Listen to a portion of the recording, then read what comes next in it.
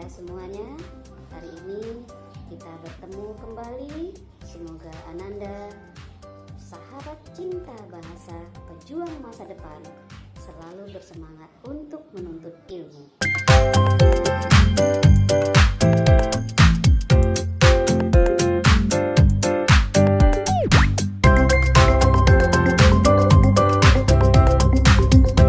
Baiklah Ananda, hari ini Ibu akan menyampaikan materi pelajaran tentang meneladani nilai-nilai dari hikayat. Oke, sebelum Ibu menyampaikan penjabarannya, Ibu ingatkan jangan lupa kamu simak video ini dari awal sampai akhir agar pemahaman Ananda menjadi utuh sehingga Ananda bisa mendapatkan pengertian yang lebih lengkap. Selamat menonton. Sahabat cinta bahasa, Ananda tentu pernah membaca cerita rakyat, bukan? Tiap-tiap daerah biasanya memiliki cerita rakyat sebagai kearifan lokal. Nah, cerita rakyat apa saja yang pernah Ananda baca? Di video kali ini, Ibu akan membahas teks hikayat, materi pembelajaran bahasa Indonesia kelas 10. Tujuan pembelajaran teks hikayat. Setelah mempelajari bab ini, Ananda diharapkan mampu 1. Menentukan nilai-nilai dan isi yang terkandung dalam hikayat dengan tepat. 2. Menyampaikan kembali isi hikayat dengan benar. 3. Menentukan perbandingan nilai-nilai dan kebahasaan cerita rakyat dan cerpen dengan tepat. Lalu yang keempat, menyusun hikayat ke dalam bentuk cerpen dengan baik. Lalu, apa pula manfaatnya kita membaca hikayat? Manfaatnya adalah untuk melestarikan budaya bangsa, warisan nenek moyang kita, yang mana dalam hikayat banyak terkandung nilai-nilai luhur yang masih relevan dalam kehidupan kita ini.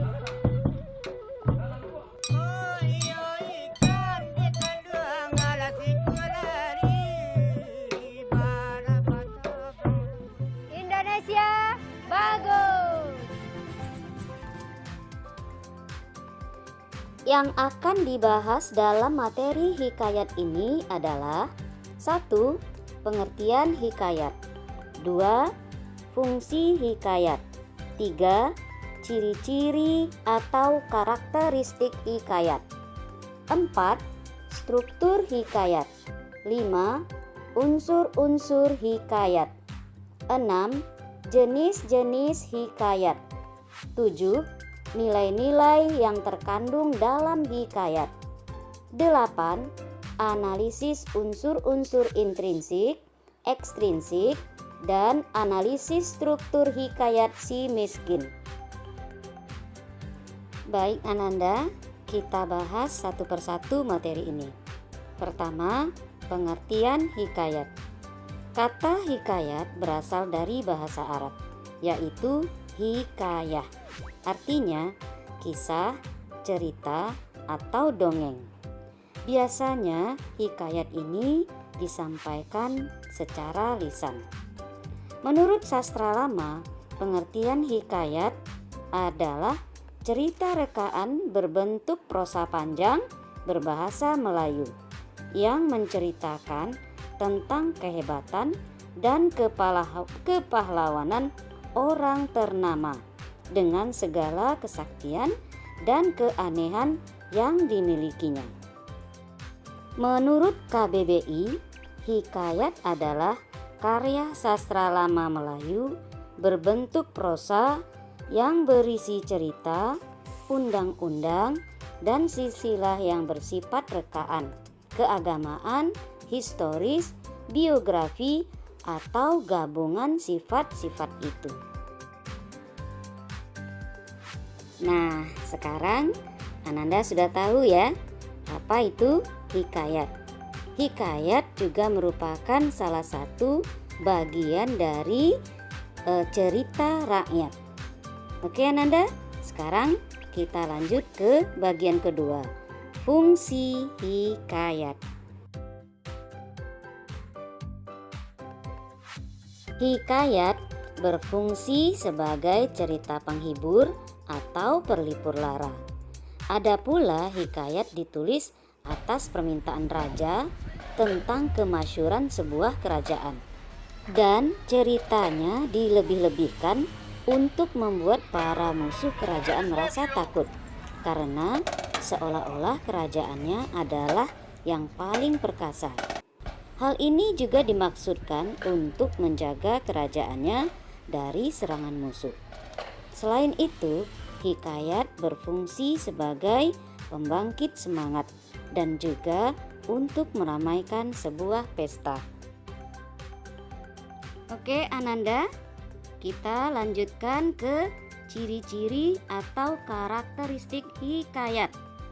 Tetap konsentrasi ya. Ciri-ciri atau karakteristik hikayat. 1. Anonim. Maksudnya, tidak diketahui siapa pengarangnya. Hal ini disebabkan pada masa itu belum ada tulisan, sehingga tidak dapat ditulis nama pengarangnya. Cerita disampaikan secara lisan, dari mulut ke mulut secara turun-temurun. 2. Komunal. Maksudnya, karena cerita atau hikayat tidak diketahui siapa pengarangnya, maka hikayat tersebut dianggap milik bersama. 3. Istana sentris. Maksudnya, latar cerita kebanyakan diambil dari istana, seperti keindahan dan kemewahan sebuah istana, kegagahan raja dan putra raja, kecantikan dan keelokan wajah permaisuri dan putri raja, atau kehebatan para prajuritnya. Cerita tentang istana ini sangat disukai oleh rakyat.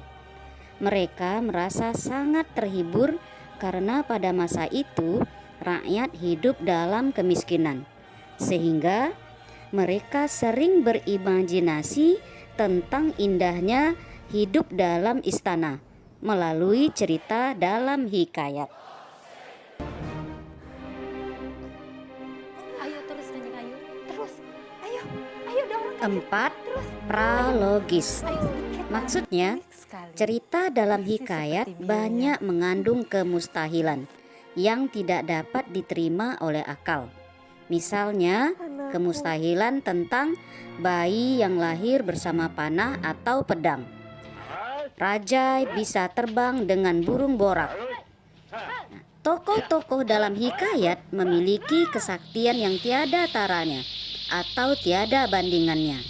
Misalnya, Sang Peri mengalahkan Garuda yang mampu merusak sebuah kerajaan. Raksasa memberi sarung kesaktian untuk mengubah wujud. Nah, ini adalah contoh-contoh cerita yang tidak masuk akal atau bersifat mustahil.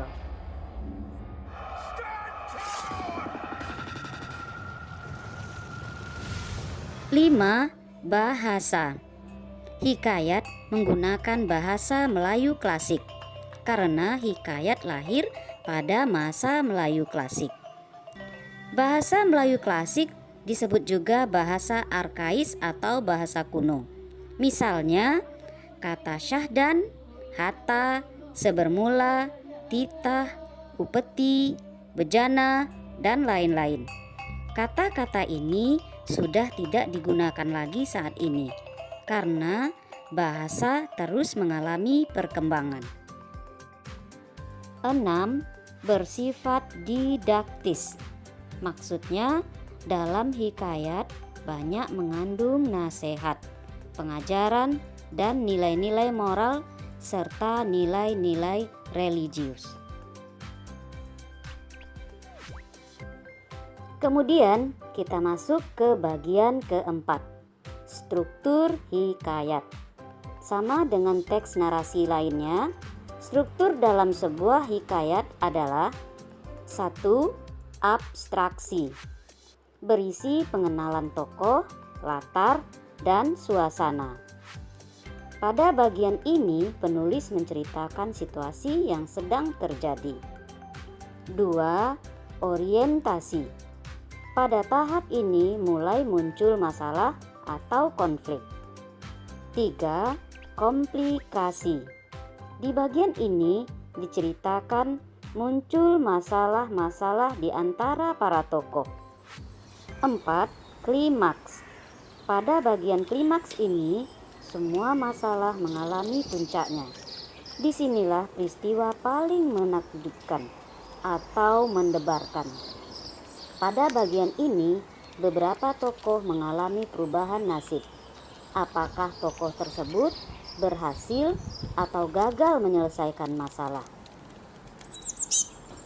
5. Koda atau penyelesaian. Di akhir cerita ini berisi penjelasan tentang nasib-nasib yang dialami tokoh setelah mengalami puncak konflik. Namun, koda bersifat opsional. Artinya, terkadang ditemukan dalam cerita dan terkadang tidak ditemukan. Akhir cerita diserahkan pada imaji pembaca dengan akhir cerita yang menggantung. Selanjutnya, kita masuk ke bagian kelima, yaitu unsur intrinsik hikayat. Unsur intrinsik adalah unsur yang membangun sebuah karya sastra dari dalam karya sastra itu sendiri. 1. Tema. Tema adalah gagasan atau ide cerita yang mendasari suatu karya sastra. Tema dalam hikayat pada umumnya tentang masalah adat istiadat, kepercayaan atau agama, pandangan hidup, keagungan dan kebijaksanaan seorang raja, dan kehebatan panglima perangnya. Unsur kedua adalah penokohan atau karakter tokoh. Penokohan adalah watak atau perilaku yang melekat pada setiap tokoh dengan karakter yang berbeda secara rekaan. Tokoh pada umumnya berwujud manusia. Namun dalam hikayat, tokoh dapat pula berwujud binatang. Misalnya dalam hikayat Malindeman, menggunakan tokoh binatang yang mampu membawa Malindeman ke negeri Kayangan. Berdasarkan pengaruhnya, tokoh fiksi dibedakan menjadi dua, yaitu 1. Tokoh sentral atau tokoh utama. 2. Tokoh tambahan atau tokoh sampingan yang mendukung tokoh utama. Misalnya dalam hikayat Hang Tuah, ada Hulu Balang, Menteri, Dayang-Dayang yang tampil dalam setiap peristiwa. Berdasarkan sifatnya, tokoh dibedakan menjadi 3, yaitu tokoh protagonis, antagonis, dan tokoh tritagonis. Tokoh protagonis adalah tokoh ideal yang menyampaikan nilai-nilai positif, sedangkan tokoh antagonis adalah lawan dari tokoh protagonis yang menyampaikan nilai-nilai negatif. Lalu, bagaimana pula tokoh tritagonis? Tokoh tritagonis adalah tokoh pelerai. Biasanya diperankan oleh tokoh yang arif bijaksana yang dapat menengahi permasalahan antara tokoh protagonis dan tokoh antagonis. Unsur ketiga, yaitu latar atau setting, berkaitan dengan tempat, waktu, dan suasana terjadinya peristiwa. Latar tempat yang sering digunakan dalam hikayat adalah kerajaan atau istana. Selain itu, latar hutan, sungai, laut, dan desa. Unsur keempat, alur. Alur adalah urutan cerita atau peristiwa. Alur dalam hikayat biasanya tidak memiliki hubungan sebab akibat. Sebuah cerita diawali dengan satu kejadian dan berakhir dengan kejadian yang lain. Biasanya hikayat menggunakan alur maju. 5. Amanat. Dalam hikayat banyak terkandung amanat yang ditujukan pada para pendengarnya. Amanat berarti pengajaran atau pesan yang disampaikan kepada para pembaca melalui tulisannya agar pembaca dapat mengambil pesan-pesan tersebut dan menggunakannya atau mengamalkannya dalam kehidupan sehari-hari. Nah, Ananda, amanat dibagi menjadi dua, yaitu amanat tersurat dan amanat tersirat. Tahukah Anda apa maksudnya? Baik, Ibu akan jelaskan. Amanat tersurat yaitu pesan moral yang disampaikan secara langsung dengan menggunakan kata-kata yang jelas sehingga mudah dimengerti oleh pembaca. Sedangkan amanat tersirat yaitu pesan moral yang disampaikan secara tersembunyi atau implisit melalui dialog antar tokoh, latar, atau peristiwa dan hanya bisa dimengerti oleh pembaca jika mengikuti alur cerita dari awal. Itu tadi adalah pembahasan tentang unsur intrinsik. Nah, sekarang kita akan membahas unsur ekstrinsik. Apa pula yang dimaksud dengan unsur ekstrinsik? Yaitu unsur yang mempengaruhi terciptanya karya sastra dari luar. Unsur yang mempengaruhi karya sastra dari luar berkaitan dengan diri si pengarang atau si empunya cerita. Misalnya agama, budaya, latar belakang kehidupan, latar belakang pendidikan, pandangan hidup, dan paham si pengarang, sehingga akan melahirkan karya sastra dengan jenis yang berbeda. Sahabat cinta bahasa, kita lanjutkan ke bagian ke-6 ya, yaitu jenis-jenis hikayat. Terciptanya jenis-jenis karya sastra termasuk hikayat sangat dipengaruhi oleh unsur ekstrinsik, seperti yang sudah Ibu jelaskan pada bagian unsur ekstrinsik. Nah, untuk materi ke-6 yaitu jenis-jenis hikayat, 7 nilai-nilai yang terkandung dalam hikayat, dan 8 analisis unsur-unsur intrinsik dan analisis struktur hikayat si miskin akan dilanjutkan pada bagian atau part 2. Demikianlah pembahasan materi hikayat part 1 ini, semoga bermanfaat. Ingat ya, untuk menonton materi hikayat part 2 yang lebih seru lagi. Terima kasih. Assalamualaikum warahmatullahi wabarakatuh.